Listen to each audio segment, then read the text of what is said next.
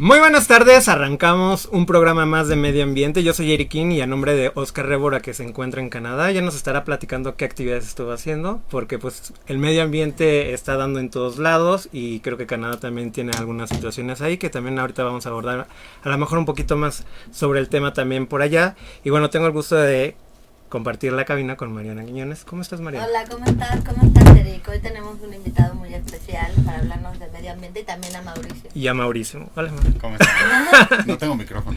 Bueno. Ahorita te lo... Ahorita me pasan el micrófono, pero está bien, no te preocupes. Y bueno, pues tenemos el gusto de que hoy nos acompañe un biólogo que estudió en la UNAM. ¿Sí? ¿Estoy bien? Giuseppe Paschetti, ¿sí lo dije bien? Sí, Giuseppe Pasquetti Hernández, para servirte. Pues espero, tenía problemas con el apellido. Antes que nos platique tu papá de dónde viene, platícanos, ¿no? También un poquito, antes de ti, antes de los temas densos de medio ambiente. No puedo negar con el nombre un origen, y mi papá es italiano, mi mamá es mexicana. Uh-huh. Y tomaron la decisión de ponerme el nombre de mi abuelo, así que... Ajá. Pero tú eres mexicano. Sí. Okay. Italo-mexicano. Y bueno, has trabajado, y bueno, dentro de tus trabajos está la participación en la Secretaría de Medio Ambiente y Recursos Naturales, que es importante señalarlo, que sí estás colaborando ahí. Sí, ya hace tiempo que participé en la Semarnat. Fue prácticamente de 2002 a 2006, 2007, y de ahí a la fecha... pues ya por la iniciativa privada y muchos temas de consultoría ambiental estratégica con desarrollos de inversión, de proyectos de desarrollo, y más recientemente en el Colegio de Biólogos de México, en el cual tengo la oportunidad de ser actualmente vicepresidente del Colegio de Biólogos de México, que uh-huh. es esta estructura gremial de los biólogos. Claro, ahorita lo mencionas y estuviste después del 2007 y más de 10 años después en la Semarnat. ¿Cómo estás viendo la evolución de la Semarnat? Bueno, sin duda Semarnat es una estructura del Ejecutivo, y tiene una necesidad de atender no solamente la cuestión de aplicación de la ley, pero también una agenda política. Uh-huh. Yo percibo, y creo que es la sensación general en los compañeros del sector, que ha sido un inicio complicado para la Secretaría. Sí. La salida de la secretaria, independientemente de la razón que haya sido, pero la salida y después la reciente entrada del secretario, pues sí, ha implicado una serie de turbulencias. Uh-huh. Que probablemente el recorte presupuestal, ¿no? Más del 30%. Claro, y un recorte importante de personal. Más también una serie de... Tomando en cuenta que el presupuesto nunca ha sido importante, ¿no? Importante me refiero a que nunca les han dado un gran presupuesto, y además viene encima un recorte y una renuncia a una secretaria, nuevo secretario. Sin duda. Creo que esa era una sensación muy común, la de que el presupuesto nunca era suficiente, al menos en el sector ambiental. Pero creo que la oportunidad de empezar las cosas a tiempo y de manera adecuada siempre le da oportunidad a la autoridad de, con los recursos que tenga y con las economías a las que se ve obligado, de asumir su responsabilidad. Creo que la situación del inicio tan complejo que ha tenido en esta administración la Semarnat y los tiempos hace que, a pesar de la capacidad institucional, sí se note una cierta turbulencia en la Secretaría. Es evidente, ¿no? Y que lamentablemente estamos viviendo una situación donde parece que todo se está improvisando, donde los temas como el sargazo, también lo del medio ambiente que tuvimos, la contaminación aquí en la Ciudad de México, parece que les llegó tarde allá en las secretarías, que estábamos con mucha contaminación y no tuvieron unas acciones suficientes y no salieron a dar la cara precisamente en el momento. Estamos viviendo un proceso donde está muy improvisado toda la cuestión política en cuestión de medio ambiente. Y también le sumaría los incendios. Y los incendios, aparte. Sí, pues en efecto hay una carga política en este tema, no puedo negarlo. No soy especialista en temas de política, pero lo que sí les puedo compartir es que hay agendas de trabajo en el sector ambiental. Uh-huh. No son nuevas, se viene trabajando en ellas desde hace muchos años. No son tan profundas en la historia de México como otros marcos administrativos. La legislación ambiental es relativamente reciente en México, y de ahí se han derivado varios programas. Creo que lo que está pasando en este momento es que algunas autoridades están descubriendo que estaban esos programas. Y también el reclamo social pues es legítimo en cuanto a la calidad ambiental y los efectos que estamos sufriendo, y pues viene un poco de esta presión que sin duda hace trastabillar a muchas autoridades ambientales en este momento. Y que también tiene que ver con esta reeducación en cuestiones de medio ambiente, porque hoy por hoy todos nos platican sobre el plástico, y hace rato fuera del aire y antes de entrar al programa precisamente lo platicábamos, que el tema del plástico en particular es un tema que parece que está muy de moda, pero tampoco estamos como con las nociones exactas para saber cómo atacar el tema del plástico, porque nos dicen exactamente en el tema del plástico es dejen de usar plástico, pero es necesario también, ¿no? Sí, déjame hacer una comparación. En estos temas de residuos y de contaminación, a mí me gusta aproximarme desde la perspectiva de que a veces uno se ve al espejo y no le gusta las consecuencias o la imagen que está viendo. En el caso del plástico, que es uno de estos casos en donde hemos tenido el desarrollo en este material, que es el plástico, es un material muy, muy benévolo. Y hoy por hoy vemos las consecuencias de no haberle dado un buen manejo a este material. ¿A qué me refiero con un mal manejo? Creo que hay un tema de uso desmedido del plástico, sin duda, pero también hay un tema de no entender a los materiales que le estamos incorporando al medio ambiente como productos que tienen que ser atendidos desde que surgen, digamos, desde que son producidos hasta que son destinados adecuadamente. Esta filosofía de la cuna a la tumba de los productos, que sin duda en el tema de los residuos, y específicamente en el plástico, es muy notorio que no lo hemos hecho bien. ¿Cuál hubiera sido un uso adecuado del plástico? Bueno, hay muchos usos adecuados del plástico. De hecho, el plástico ha venido a solucionar problemas de salud pública, ha venido a solucionar problemas de conservación de alimentos, que a veces se nos olvida que esos retos los tuvimos como sociedad hace 30, 40 años. Y también a veces olvidamos el uso energético del plástico desde la perspectiva de la producción de por ejemplo, una botella de plástico. Es por mucho más eficiente producir una botella de plástico que una botella de vidrio. A veces nos olvidamos del proceso industrial que hay atrás de, por ejemplo, producir un plato de peltre o producir un plato de plástico. Sí, al final el producto es similar, pero el costo energético es mucho menor el de la producción de plástico. Creo que el problema lo vemos sobre todo en este interés de querer también solucionar muchas cosas con plástico. Pasamos a tener una masificación de productos desechables de rápido uso, y también en no tener la capacidad de darle una adecuada recolección, disposición y manejo final al plástico. ¿Y crees que el vidrio, porque ahorita digo, todo el mundo que trae botellitas de agua y está en contra de las botellitas de agua y traen las botellitas de como metal o vidrio, sea la solución? A mí me parece no va a haber que después un exceso de vidrio por todos lados. Lo que platicamos ahorita. Van a haber icebergs ahí en el mar de vidrio. Claro. O sea, pero es que más allá del vidrio o el plástico, es que la solución de fondo fue como, ok, prohibamos el plástico, pero no hay una solución a cómo vamos a movernos, y de una forma que la cultura así funciona, ¿no? Entonces, lo que platicamos, ¿qué va primero? Primero la legislación, la conciencia, pero creo que no está viendo como esas soluciones, lo que platicábamos, ¿no? Todo lo de los alimentos, ¿qué va a pasar con los alimentos? ¿Cómo los vamos a exportar? ¿Cómo los vamos a tener guardados cuando hay alimentos que tienen que estar al alto vacío, ¿no? Y que hoy vivimos, es una realidad en un mundo globalizado, donde comemos y consumimos productos de todas las partes. Entonces, ¿qué vamos a cerrar fronteras para no usar plástico? Hay un tema que como le decimos, no va más de fondo, sino simplemente ya logré legislar que no se use el plástico y somos ambientalistas. Entonces ahí es un poco confuso en cuanto a qué va a pasar, ¿no? Si realmente esa es la solución. Y retomando lo que decía Mariana, ¿qué va primero? Exacto. Yo creo que va primero, puede parecer contrastante, pero creo que vamos primero todos. Y en el decir todos, creo que tenemos que asumir las responsabilidades que cada uno tiene que jugar.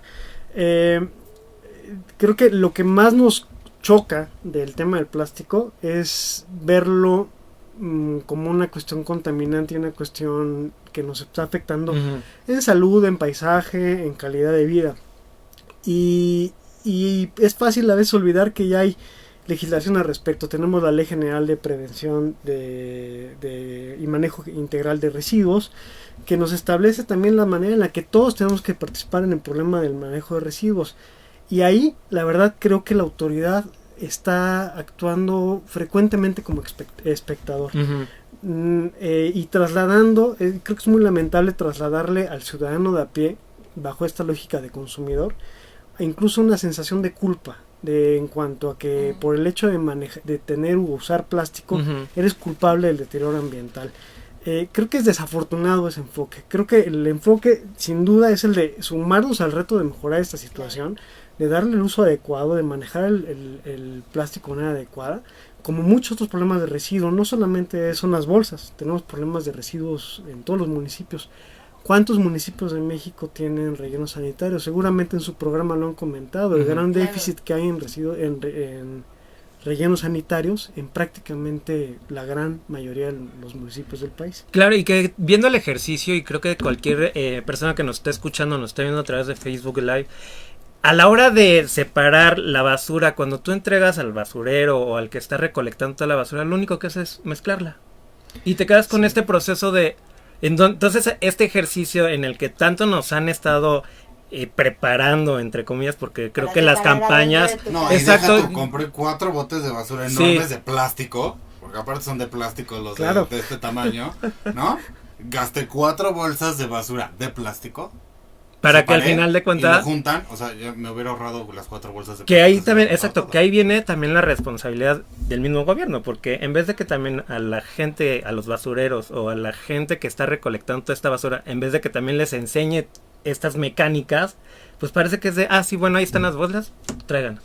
Sí, y acaba todo en el mismo vertedero. Exacto. Por no decir tiradero, porque tenemos muchos porque tiraderos. Tampoco hay una infraestructura de los famosos, la valorización, ¿no? Valorización, termovalorización ambiental, para tener un manejo de basura y de residuos eficientes. Entonces, muchas veces también estamos gastando muchísimo en campañas para que separemos la basura, pero la infraestructura no la tenemos, y esa es una realidad.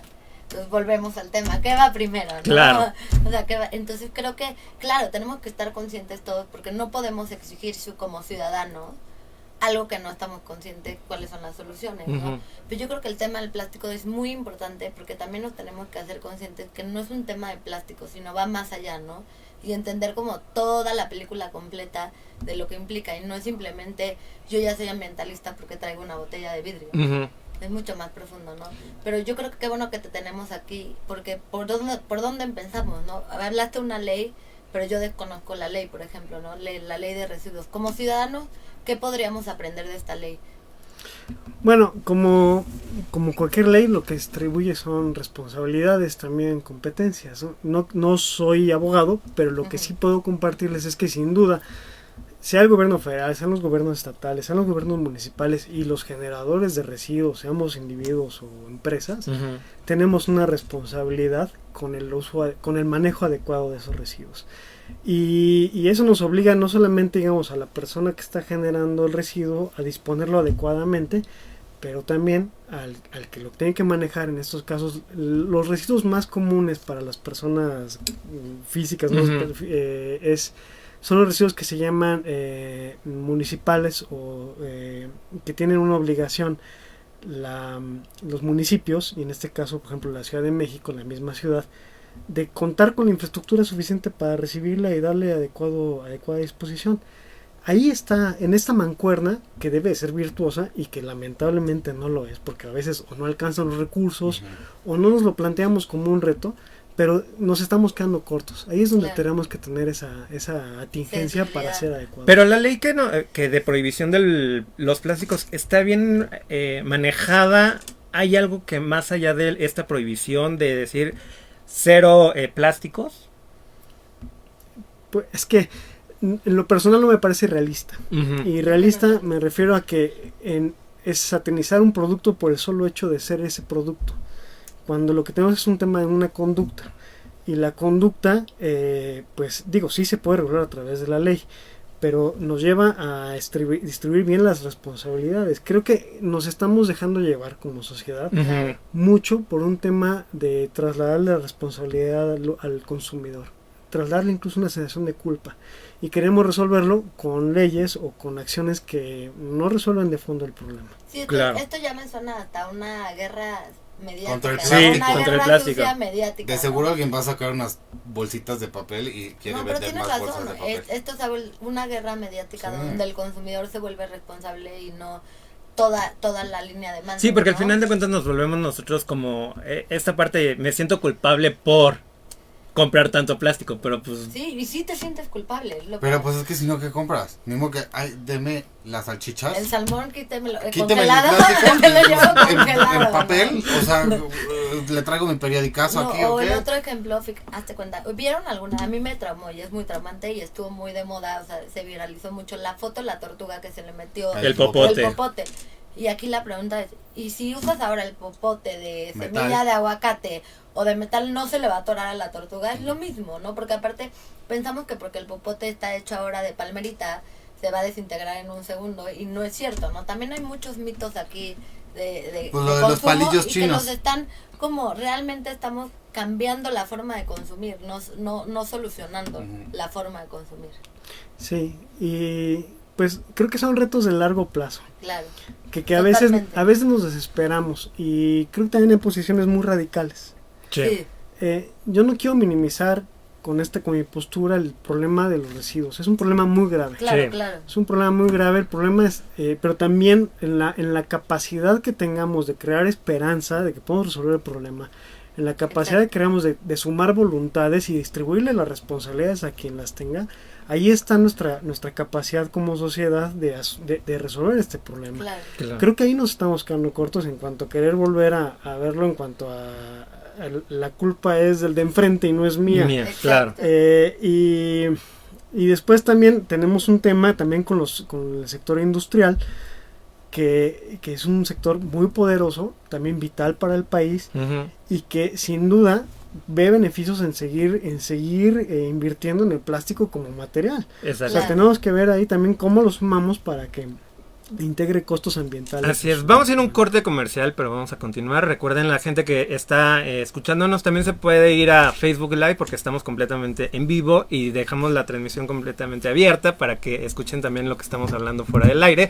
Así que vamos a ir a un corte comercial. Les recordamos las redes sociales @radio 13 con número digital en Twitter, en Instagram y Facebook, y por supuesto también escúchenos a la gente que quiera www.radio13.com.mx, ahí también nos pueden escuchar, así que pues vamos a un corte comercial y continuamos.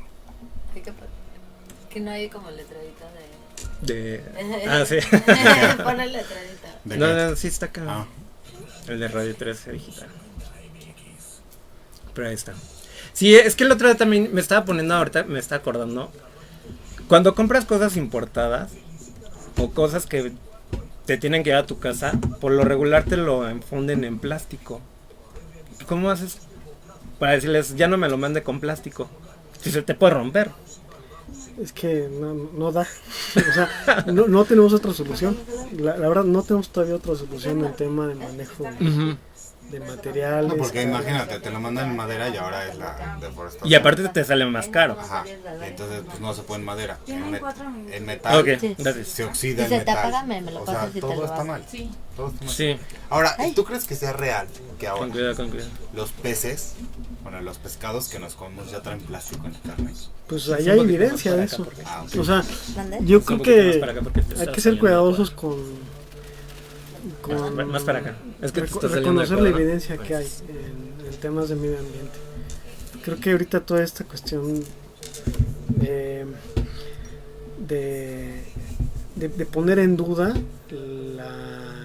los hechos como el cambio climático, hechos como el... Yo pongo en duda todo, así que... No, pero no me refiero al debate, digamos, entre nosotros, sino ya cuando se van construyendo políticas públicas e internacionales, a la hora de poner, se van construyendo bases de información para tomar las decisiones y ponerlas en duda, cuando ya están los hechos ahí demostrándose, no ayuda a resolver el problema. O sea, sí hay un problema de plásticos fuertísimo, así como está el tema del cambio climático, hay una pérdida de biodiversidad a nivel mundial. ¿Y no crees que es cíclico? Sí, pero el punto está en que este ciclo va rapidito. Y ya es asumido por la humanidad también, o sea, el otro día escuchaba una, creo que era bióloga, ecóloga, que decía que había que asumirnos plenamente como administradores del destino de la vida en el mundo actualmente. O sea, tenemos tanta fuerza como humanidad en provocarle consecuencias al medio ambiente. Sí, te cuesta más trabajo. ¿Quitas la almohada? Para que un factor de evolución, selección natural, o sea, una serie de cosas ya más biológicas, que el humano es un factor de cambio en esto. Y ahorita todas las propuestas que traen así de limpiar océanos con la máquina esa o las bolitas, ¿es esto? ¿Crees que funciona? Yo creo que todo suma. Algunas cosas suman para crear conciencia. Esta iniciativa de mandar barcos para recoger la basura sin duda genera conciencia. Claro. Pero el problema lo tenemos, o sea, si no cerramos la llave, vamos a seguir aportando y aportando y aportando al medio ambiente y no va a alcanzar. ¿Hace falta campañas en ese sentido? Yo me acuerdo que antes había más campañas, pero eran, o sea, siento que las campañas tienen que ser más agresivas. Ya no deben ser tan más lindas. agresivo que ver a una ballena llena de plástico en una playa. Sí, son súper yo siento que les agresivas. falta más agresividad. No, ya sabes que siento que... De hecho, ¿tú viste alguna? Hay una campaña italiana de niños que hicieron, ¿la viste o no? No. Que salen niños, es italiana y todos salen niños italianos, hablando igual del mar. Vamos a regresar. Pero muy... Sí, claro. Sí.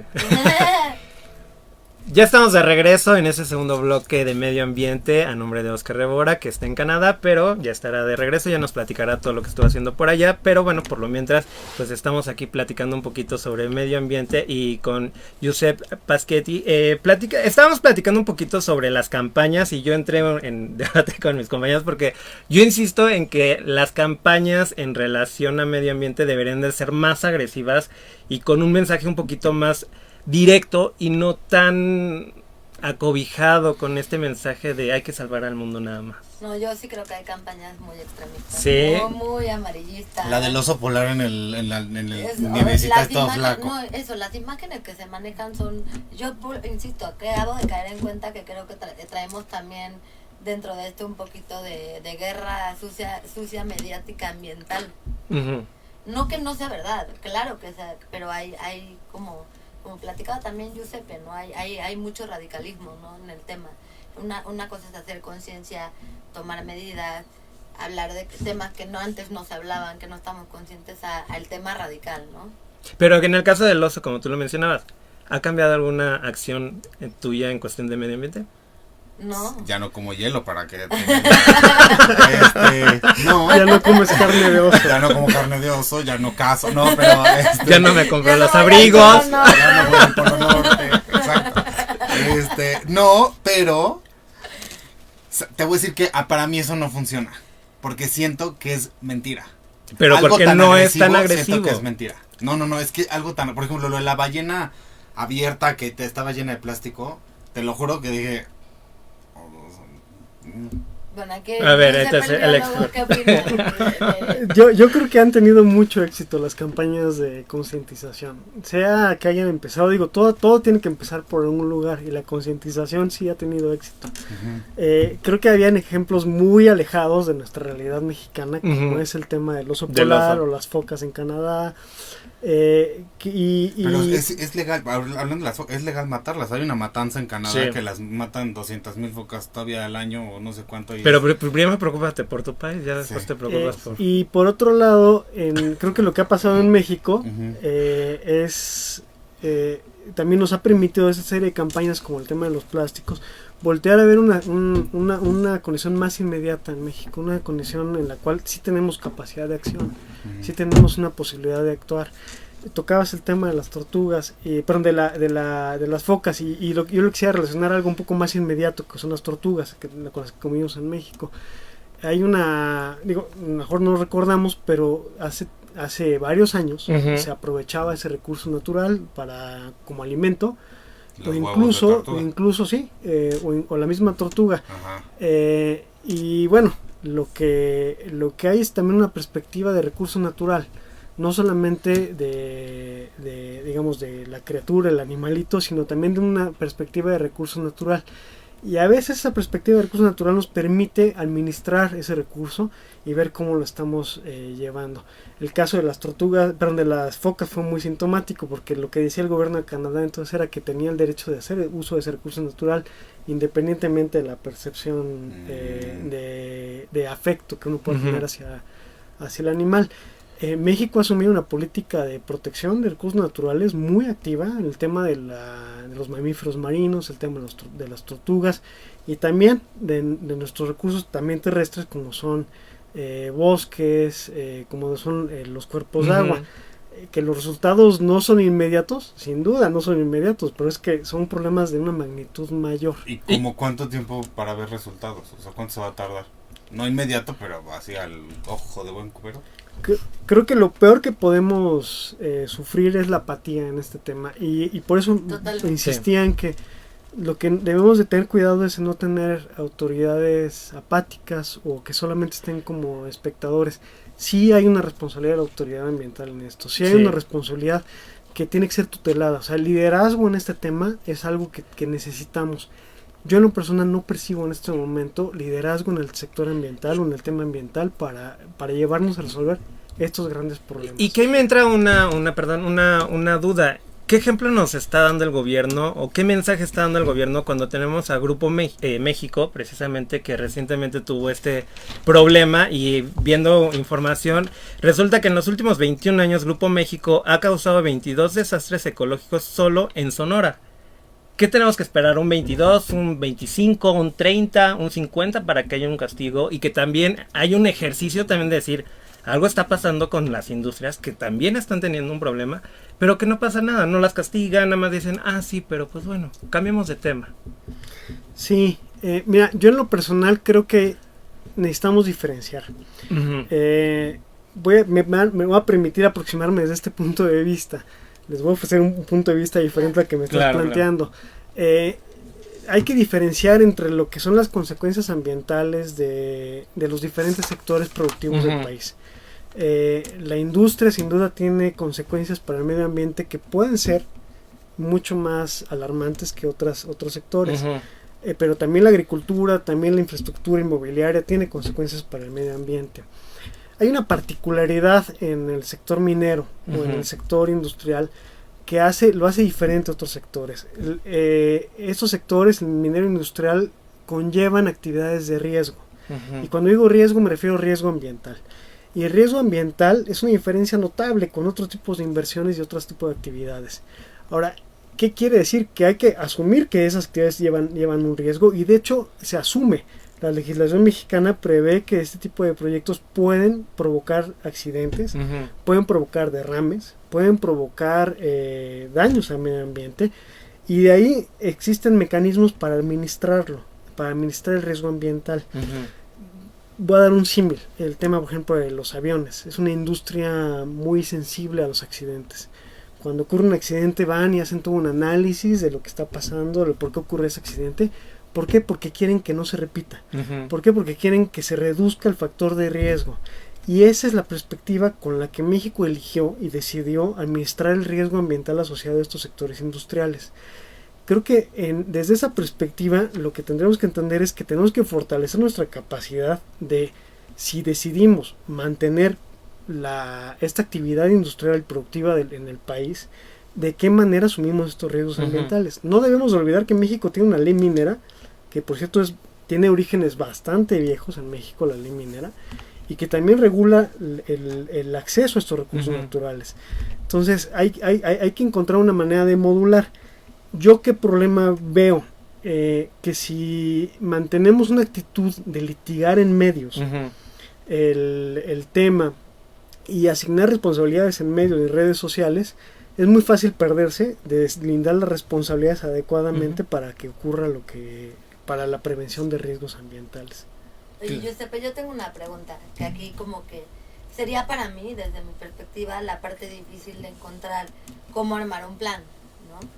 Por un lado, yo estoy de acuerdo contigo, yo no soy de esa postura radical, creo que eres más de optimista y de tomar acciones, y creo que yo me identifico contigo. Entonces tenemos que tener paciencia para tomar medidas que sean estructurales y de fondo, aunque no las veamos.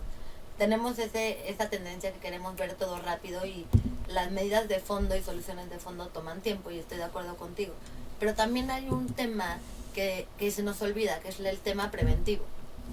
Entonces, ¿cómo podemos, y tú como asesor, ¿no?, y que has estado de asesor en la Secretaría, cómo tú puedes asesorar a la gente para encontrar una sinergia entre poder tener un modelo preventivo, pero también un modelo que vaya sanando y tomando decisiones de estructura y que realmente sean de fondo?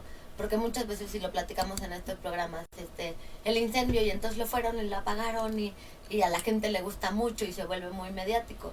Entonces, cuando ves, son medidas, y por eso muchos gobernantes no toman las medidas que son más de largo plazo, porque no las pueden asumir, ¿no? Y les gusta más como, bueno, pues, o las culpas de, ¿no?, otros. El bomberazo te da más puntitos, ¿no? Y como lo platican muchos, es más sexy el bomberazo. El bomberazo. Entonces, ¿cómo tú propondrías? Porque siento, y esto me he identificado con tu visión, tú estás hablando de medidas de fondo que sean un poquito más bien pensadas, bien planeadas, pero también cómo metemos en este sistema un modelo de preventivo, porque también sí están pasando cosas por no tener un modelo de prevención. Sí, ahí creo que la capacidad de prevenir está también en la obligación de tener cuidado, y en tener cuidado con el medio ambiente. Vuelvo a insistir, tenemos las leyes. El punto está en qué tan ágil las aplicamos. Creo que en la agilidad también de aplicar las leyes de manera preventiva hay un aspecto importante. El recorte, por ejemplo, comentábamos, el recorte presupuestal que tiene actualmente el sector ambiental debilita a las instituciones. Yo espero, todos queremos pensar en el sector de que este cambio es para mejorar, y nos sumamos a ese cambio que estamos viviendo actualmente en el país. Pero una de las consecuencias en debilitar la debilidad que sentimos actualmente en el sector ambiental es el postergar las decisiones oportunas, y una de las decisiones oportunas es en valorar o en prevenir los daños ambientales, y existen los mecanismos. Por ejemplo, la evaluación de impacto ambiental es un mecanismo, la planeación de los accesos a los recursos naturales, el manejo de los residuos peligrosos, industriales, urbanos, es un mecanismo. En la medida en la que tengamos instrumentos débiles, es fácil evadirlos, es fácil evitarlos, o es fácil también postergar una responsabilidad, como puede ser el prevenir un impacto ambiental. Entonces, creo que ahí hay que exigirlos, a tener esa capacidad de tener respuestas rápidas, para que los desarrolladores o los inversionistas o el ciudadano de a pie sepa desde antes cuáles son las reglas. Pero ¿quién tendría que exigir más? ¿Un político o el ciudadano? En cuestiones de medio ambiente, y sobre todo que se cumpla, porque al final de cuentas pues pueden estar las leyes, pero se supone que los políticos son los que deben de... Pues mira, no olvidemos que el derecho a un medio ambiente sano es un derecho de todos los mexicanos. Claro. Y humano. Pero es un derecho vital para todos los mexicanos. Entonces, no creo que no debe estar en tela de juicio. Es una obligación del Estado proveerle, garantizar que el medio ambiente sea sano. ¿Qué debería? Pero ahí también creo que hay un tema de armonización. Por ejemplo, el año pasado veíamos temas de acceso al agua, y surgen a veces preguntas como ¿qué va primero? ¿El derecho humano al acceso al agua, con toda la infraestructura para sacar el agua de los ríos, potabilizarla, distribuirla, que vaya a las casas, que después se le dé el tratamiento y que después haya una descarga de aguas tratadas? ¿O el derecho a medio ambiente sano? O sea, ¿qué va primero? O sea, ahí hay una cuestión que todavía no acabamos de resolver.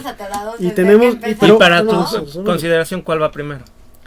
Hay elementos que son vitales. O sea, el derecho al agua es un tema más prioritario en cuanto al acceso al... Ahora, yo tengo una pregunta. Si te dan todo el presupuesto, porque yo no entiendo esto de más presupuesto y todo. ¿Qué haría alguien con más presupuesto para el medio ambiente? Bueno, yo también creo que no basta con el presupuesto, necesitaremos liderazgo. Okay. Y vuelvo a insistir, pero creo por ejemplo, que no si tuvieras el liderazgo así padrísimo, como lo quieres, ¿cuáles serían tus acciones? ¿Para qué necesitas más presupuesto? Bueno, de entrada hay una necesidad de invertir en infraestructura pública. basureros, sistemas de tratamiento de agua, mecanismos de control de la calidad atmosférica. ¿Cuántas ciudades en México tienen mecanismos de control de calidad atmosférica? Algo muy de monitoreo. Claro, no hay presupuesto para investigación, para especialistas. En cualquier sector están bajos en presupuestos para científicos, biólogos. Ese presupuesto está completamente reducido. Perdido. De hecho. O sea, lo platicábamos hace rato, de mi interés también mucho en la zona de Quintana Roo. No hay presupuesto. Ahorita que está pasando lo del sargazo, no hay presupuesto para que los buceadores vayan a hacer conteos de especies, para saber cuántas especies se han alterado desde el sargazo y desde que hay tanto calentamiento global. Entonces, si a tus especialistas no les das ese presupuesto que tiene que venir de una secretaría, ¿cómo buscamos una solución? ¿Cómo vamos una solución a un sargazo, a un tema de ese tamaño, si no tenemos un diagnóstico? Porque no hay dinero para que la gente que sabe y que puede dar un diagnóstico del tema. Entonces, por eso el sargazo sigue siendo un tema, porque no hay soluciones de fondo, ¿no? Entonces, sí se necesita un presupuesto por muchas esferas, ¿no? Sí, ahorita que haces este comentario, hay algunos temas que son, creo que todavía más inmediatos en la sensación de por qué necesitamos en algunas cuestiones más presupuesto. Vamos a ir a un corte, pero me gustaría saber cuáles son esos temas inmediatos que podríamos platicar. Ahorita platicamos al corte comercial, ¿te parece? Sí, entonces, claro. Les repetimos las redes sociales por si quieren participar o quieren mandar algún mensaje. Es @radio 13 digital, 13 con número. No, para de que buenas, bueno, bienvenidos. No se va a acabar el mundo ahorita, no. Porque ya pues me voy a deprimir. Estamos reciclando. Ya me estoy deprimiendo. Se concentra, no, ya ríete. No, pero ahí están las redes sociales para que nos manden sus mensajes. También se burlen de uno. Sí. Pero ahí está, vamos a un corte comercial y continuamos aquí en Radio 13. Oye, esto de los mares de Acapulco que están cagados. Sí, literal. ¿Por humanos? Sí. Qué asco. ¿Sabes qué? Las playas... Échate un buche esquiando. Oye, ¿tú quieres que no le den presupuesto y no tenemos drenaje? Oye... Sí, no. Acapulco creo que... Porque el desagüe se va ahí. Sí, literal. O sea, hay tanta gente que se caga en Acapulco. Pues, ¿cuántos millones? Tiene casi 1 millón de habitantes. La comida no muy coman pesada. tanto camarón, pescado, coman ensalada o algo para que mínimo haga un coral. 3 minutos, gracias. Gracias, Marisol. Qué fuerte. A mí me sorprendió eso. Sí. Prohibieron playas en Acapulco por las materia heces fecal. Qué fuerte. Pero creo que es de las playas más sucias o sea, de que encuentran pañales, condones, papel. Y es los cenotes ¿qué tal los cenotes? Un cenote de parte de un programa, así, drogas, o sea, bolsitas de drogas, condones, o sea, no sé todo lo que encuentran abajo en los cenotes. Hace tiempo había un problema muy fuerte en toda la costa de Quintana Roo porque se encontraban bolsas de residuos biológicos infecciosos. Yo supongo algún mecanismo de mafioso de ir y tirar en el Caribe residuos, y no México, Venezuela, Colombia, Centroamérica, y todo eso lo empuja la corriente y terminaba y encontrabas de todo en esa zona, en Siancán, en todas esas áreas. Pero ya se atacó el tema. Digo, se van solucionando, también van por temporadas, ¿no? Por ejemplo, el pez tigre. ¿El pez león? Pez león. Ajá, el pez Otro. león. Pinche pececito, ya que se muera, por favor. Ay, Mauricio. No se va a morir. Y no se va a morir, que es lo peor. Y es un pececito, pero a los ambientales les duele, así, ay, pobre pececito. No, que se muera. Efectivamente. Pero explica a la gente por qué. Porque ataca los corales y mata a los otros peces. Exacto. Ahí está. Pero aplausos porque es lo primero que sé de Lo sé por Mario Gómez porque me comentó todo el tiempo eso. Sí, pero toda especie tiene un porqué. O sea, si existe... Pero el tiburón, el pez león, ¿por qué? A ver, el biólogo nos puede decir. ¿Qué tiene el pez león?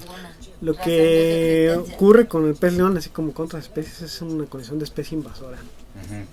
Entonces, es una especie que no estaba en ese ambiente.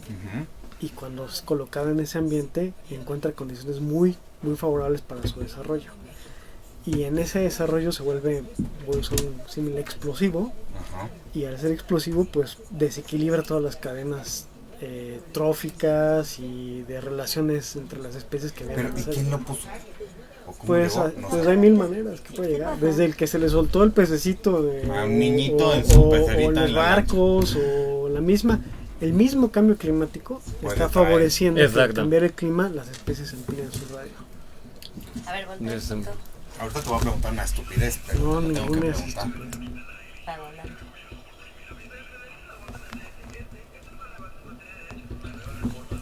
¿Y ya ahorita quién dice? Yo sí, yo no sé si le gustó a Marisol. No. No posan bien, O sea, ya casi. Lo que dicen en la película de Nemo, donde van las tortugas, ¿cómo se llama? La corriente. ¿Sí existe? ¿Sí hay especies que van por esa corriente que los lleva a otros mares? ¿Sí hay? Hay corrientes marinas potentísimas. Okay. Ya no se regresa. Porque eso lo vi en Nemo y dije... Ya no se regresa. Pececitos inteligentes.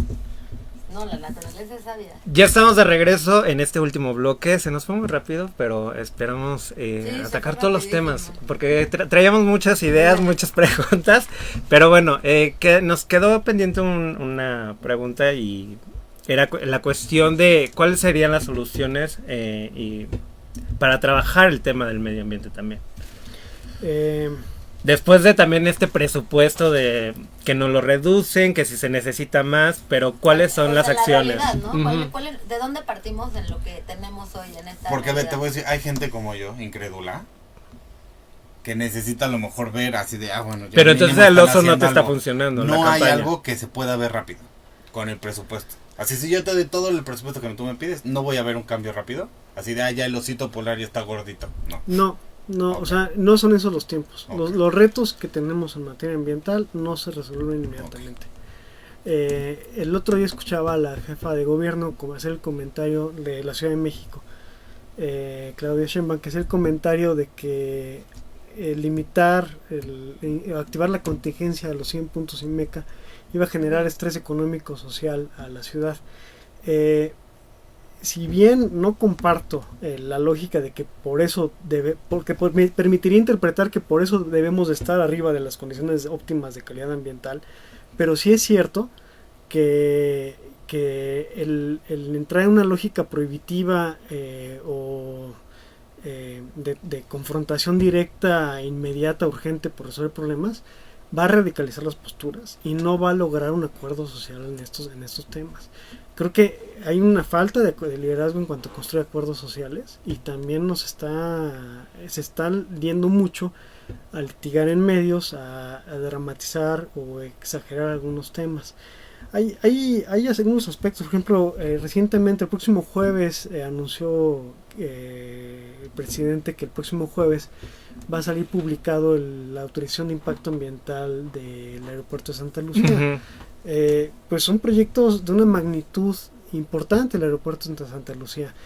También hay algo que olvidamos y es que en el Valle de México no estamos hablando desde una perspectiva ambiental de Santa Lucía o el nuevo aeropuerto. En el Valle de México tenemos ahorita 3 aeropuertos. Sí.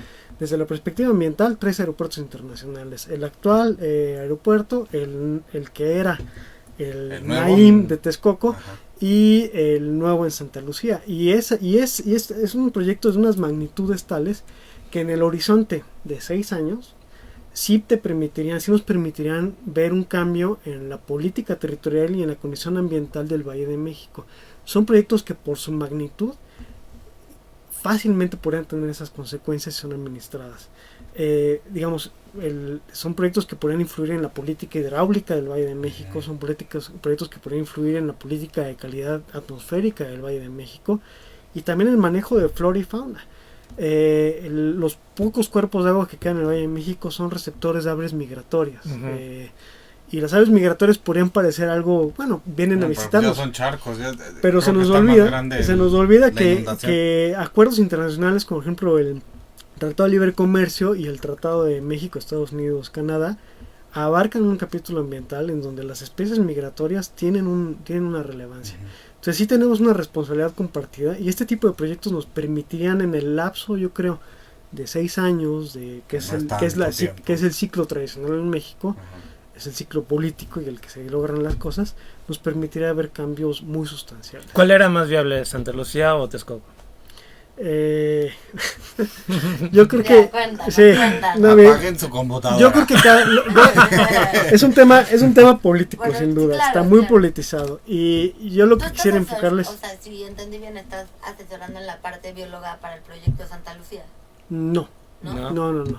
Lo que sí es que desde el Colegio de Biólogos de México hemos valorado la situación del aeropuerto, y lo que lo podemos ver es la perspectiva ambiental.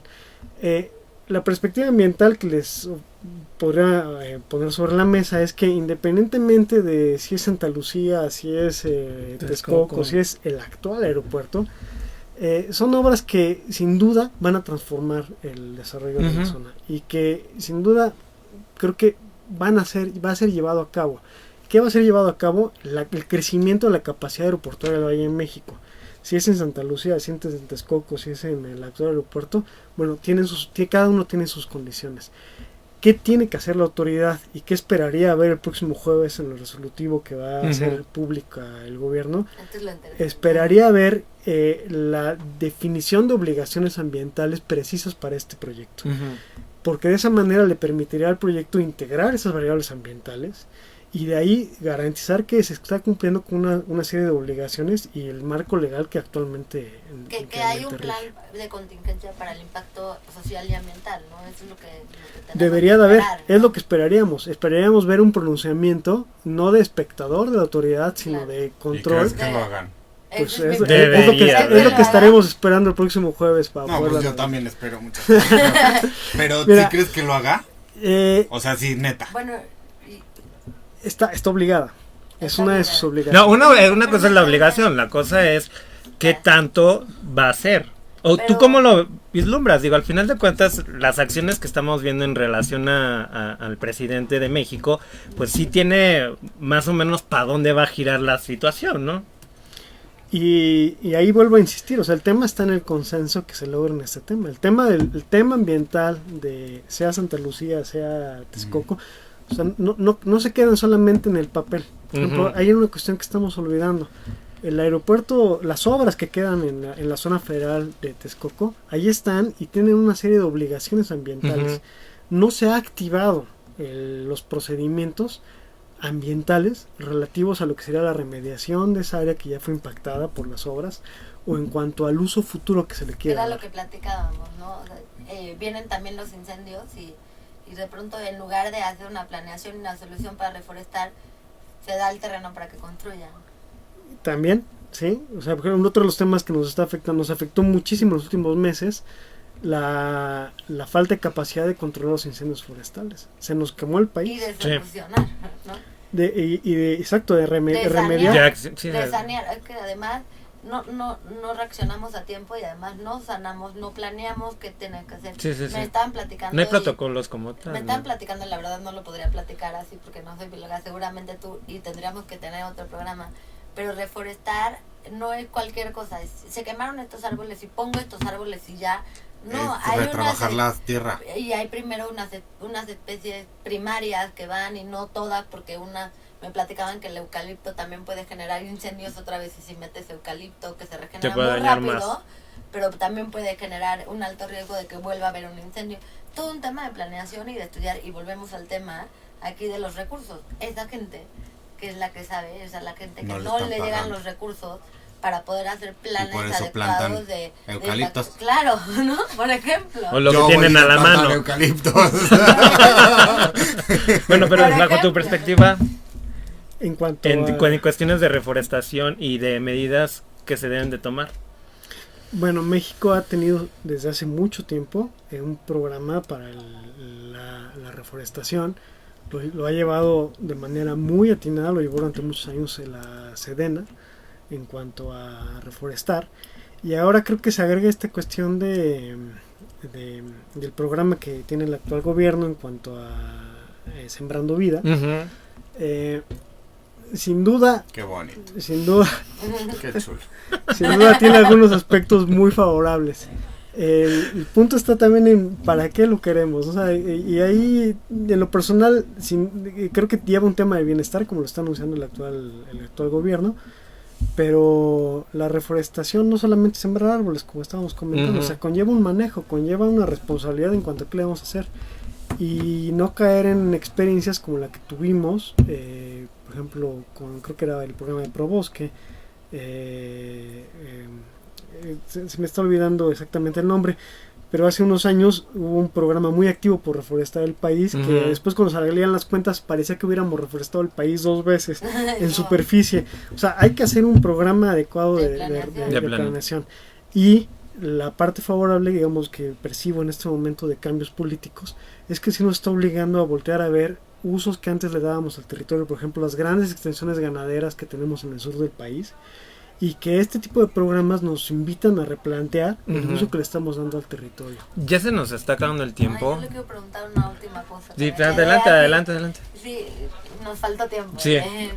Tenemos muchas dudas, ¿no? Y sí le dije, oye, yo no soy ambientalista. Yo tengo su WhatsApp. Yo soy ambientalista, pero tengo muchas preguntas como ciudadano. Bueno, tú mencionaste algo que me pareció muy importante, que debemos de saber los ciudadanos, que creo que no lo sabemos. Dijiste que tenemos las leyes, ¿no? Entonces, si tenemos las leyes, ¿cuál es el siguiente paso? Bueno, hay que implementarlas. Y en el implementarlas hay una ruta institucional. Necesitamos una autoridad fuerte en esto, una autoridad que asume el liderazgo. ¿Y cómo llegamos a eso? Como ciudadanos, tú hablabas, ok, somos todos, yo estoy de acuerdo, somos todos. Desde la perspectiva de ciudadano, ¿cómo caminamos a esta ruta? Desde la perspectiva de ciudadano, bueno, o sea, hay que asumir nuestra condición de ciudadano. Sí, literal. Nuestras obligaciones y nuestros derechos, literal. Sí, y ser participativo. O sea, creo que el esquema democrático nos permite la participación. Hay espacios de participación ciudadana garantizados en la ley ambiental. Por ejemplo, la consulta pública. La legislación ambiental es una de las primeras que recuperó el tema de la consulta pública hace ya 20 años. Y ahorita parece que nos asustamos con el tema de las consultas, ¿no? Pero hay que verlo también en un contexto en el cual el tema ambiental fue pionero en eso. O sea, el tema ambiental sí ha sido pionero en iniciar algunas cuestiones en este sector. Ya para cerrar, ¿cuáles serían las observaciones o conclusiones a las que quizás pues cerrar este tema, sobre todo para dejarle un mensaje a la gente que nos está escuchando, que creo que es importante? Váyanse de México. No, ya, quédense en México, porque aquí está nuestro país, está nuestra responsabilidad, y sobre todo tenemos la posibilidad de enfrentarnos y atender un reto mucho mayor a los cotidianos y personales. O sea, el tema de medio ambiente tiene retos mayúsculos y nos facilitarían tener esta esperanza de que estamos todos colaborando por algo mejor. Estoy de acuerdo. Creo que soy optimista, pero creo que es necesario verlo así. Creo que lo que necesitamos es más de eso, visiones optimistas que te motiven a tomar acciones, ¿no? Porque muchas veces, ya valió, ¿no? Creo que necesitamos conocimiento en acciones como las que estás proponiendo. Y muchas gracias por venir a este espacio. No, muchas gracias a ustedes. Pues con esto nos despedimos. Muchísimas gracias a todos aquí en esta mesa. Giuseppe, muchas gracias. Vamos a comer pizza. Con ya nosotros nos despedimos. Muchísimas gracias. Les recordamos que se sigan con toda la programación de Radio 13. El próximo martes ya está Oscar Rebora aquí de regreso. Exacto, desde Canadá nos traerá alguna información. Así que pues los dejamos con toda la programación de Radio 13. www.radio13.com.mx.